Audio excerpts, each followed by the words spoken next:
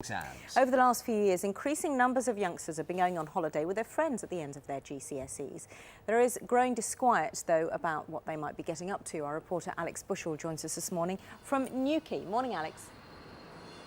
Yes, good morning and welcome from the Cornish coast. Now, every year, thousands of teenagers descend on what's been called the Great GCSE Getaway, a chance to cut loose, a well-earned break after weeks of exams and preparation. But with the death of two youngsters, tragic death of two teenagers last year in the resort, there are some here who say that the resort is losing control of its youngsters. Sun, sea and sand. This is the image Newquay would like to portray. But as the evening draws in, the town changes. I'm a binge drinker. Can I go on TV, y'all? A holiday resort or the last resort for underage drinking. The GCSE getaway is about to begin. And for many locals, too many end up drinking too much. 16-year-olds getting drunk quick without any supervision, they sort of lose control pretty quick. Yeah, they're sick and they, urinating all over the place. And they're generally getting a bad way pretty quick. And that's the problem that needs to be addressed.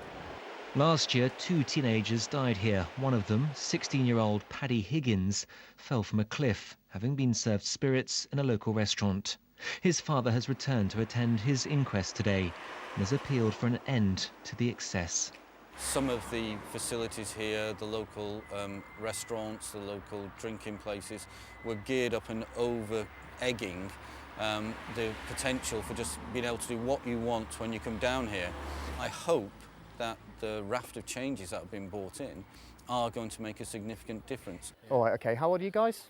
21. OK, all right, you got some ID on you, gents? Yeah.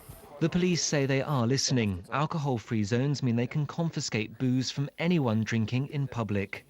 This time, they're over 18. After a ticking off, they're sent on their way. So I'm warning you all now. Yeah. If you drink in Newquay again in public, you'll be committing an offence. Evening, gents. How you doing? But it's not long before the sergeant comes across some youngsters, two 17-year-old girls. I was getting names. What's your name, sorry? I've given them the benefit of doubt on this occasion, given them some advice about underage drinking in Newquay. Had I seen them drinking it, it would now be a case of getting their parents on the phone because they're local girls and having the parents come down and take them directly from me. Sorry. In a little over 3 hours, his team confiscates around 50 cans of beer, a case of wine and 3 litres of vodka. For some concerned residents, more is still needed.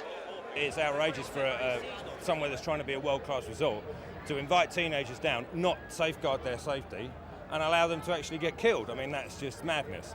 So that's the ultimate sacrifice that they made to show us that we've got to turn the town around and fix things. Leaving the question, can a national culture of excessive drinking be tackled by policing alone? Well, we've wandered into the Escape. Now, this is a surf lodge that markets itself specifically to teenagers. As you can see, we're joined by a group here who finished their exams early. They've come down from North London. They're up nice and early. And let's speak to a couple of them here at the bar, George and Lexi. Just very quickly, you've been here all weekend. I know that you guys wouldn't drink underage, but have you seen youngsters behaving badly, getting drunk? I think the majority have been older like groups of people on stag nights and just guys just not really knowing what to do. So why do you guys come down here? There's a lot on offer, isn't there? The sun, sand, beaches, barbecues on the beach, just surfing. And you don't have to pay badly to get your kicks here, do you? Oh, it's cheap. It's not expensive. Okay, well, thank you. Staying here at the surf lodge. Okay, well, thank you both. Let's speak now to the owner of the surf lodge itself, Gerry Sanders. Gerry, we've been hearing from residents that there is a problem here. Do you accept that? Yeah, there has been a problem, but the new Exodus programme that's starting this week, this Friday, that the council have set up, it's a wristband under 18s scheme. That is hopefully going to change things. And it provides alcohol-free discos and events during the day, is that right? That's right, yeah. You get discount on the surfing, co-steering. It's basically about keeping the guys busy, activities and stuff like that. Okay, well, thank you all for joining me this morning. And clearly then the message is that they accept there may have been problems in the past, but things are changing here. It's a message endorsed by the police who say they will have a zero-tolerance approach to anyone drinking underage throughout the course of the summer. Alex, thank you very much for that. Now, just a few minutes before 8:30, coming up, the BBC News channel has the latest news from home and abroad. They're, of course, going to be looking at what happened. England, Germany, because England preparing to fly home today. But here on Breakfast, the actor Jason Isaacs casts off the cloak of Lucius Malfoy in Harry Potter to star in a new British comedy about a team of ghost hunters. It's called Skeletons. Very good it is too. He's coming in after 9. Time to get the news where you are. See you in a couple of minutes.